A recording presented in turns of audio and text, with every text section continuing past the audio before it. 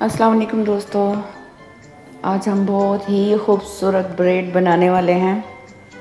और एक हमने छोटा सा बालों का सेक्शन राइट से लिया और एक लेफ़्ट से लिया, और उसी को हम ये देखें एक दूसरे के साथ बिल्कुल ऐसे मिला के छोटी सी सात ब्रेड बना के, और साइडों से बालों को हमने मिला के इस तरह हमने इस ब्रेड को रेडी करना है।